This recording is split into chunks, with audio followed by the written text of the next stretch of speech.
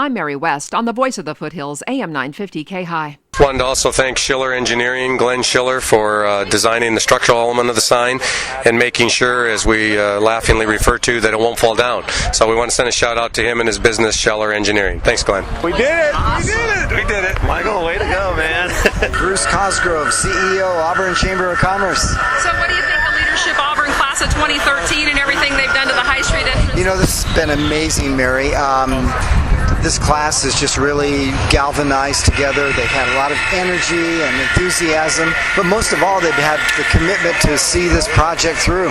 So here we are, just a couple weeks away from graduation, and they're going to have this job done.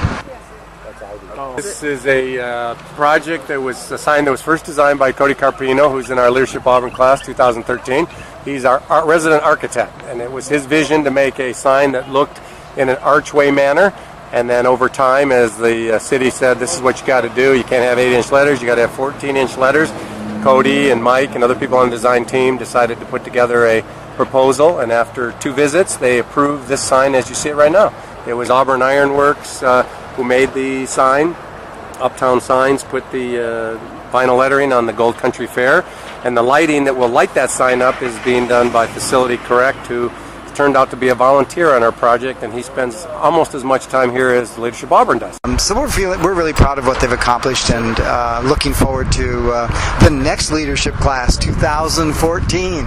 Yeah, they set the bar kind of high. They did set the bar high. It's going to be a challenge, but then that's what leaders like. I mean, that's it. You know, if you get into these kind of programs, you want to outdo each other, and more than anything, it's not so much about outdoing the class, but contributing to the community. And there's a lot of satisfaction about giving something back and doing it as an organized group like Leadership Auburn does. Where did this Leadership Auburn come from?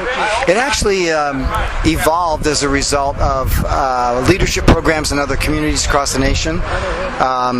We saw what was happening in other communities and brought it to Auburn. How many classes have there been? This is number 16, I think. Really? I think. Oh, wow. So you guys have this down to a system. Yeah. It's been a while. So when do you start taking applications for the next class? Right now we're accepting applications. We already have some in, and it's not too late. There's capacity for more people if they are interested in getting involved in the community, learning more about the nuts and bolts, you know, the puzzle pieces that make it all work.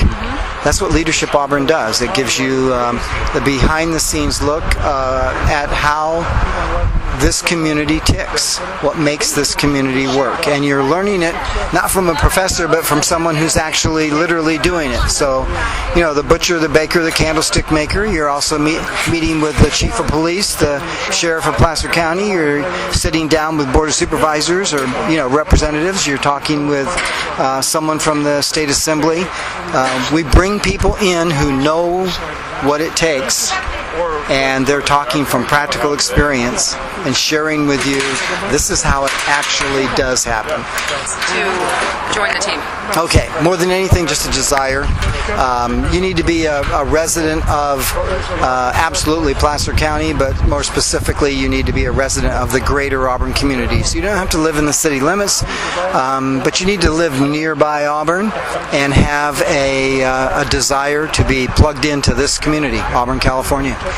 Beyond that, the selection committee that actually each year puts the class together, there is a hierarchy of trying to have diversity in the class. It's a greater experience for those of us who've gone through the program. If you're in the class, if you're not all butchers or bakers, you know, but there's a candlestick maker in there too, you know, if you have a very broad cross-section of the community. Boy, an engineer on this project did, and an architect, and then somebody who's a cheerleader, you know. So pretty much we can never second guess the actual involvement and commitment of anyone who goes through leadership, but the process of going through, they want to give more, they want to get involved. So the fact that we had an engineer with us on this one was a big help, but that engineer wasn't obligated to do this. Where can people get applications if they want to? They can just stop by the Chamber of Commerce office. We're in the old Railroad Depot and 601 Lincoln Way, or give us a call at 885-5616, extension 0. We'll get them right to the administrative assistant, and we'll just send them an application.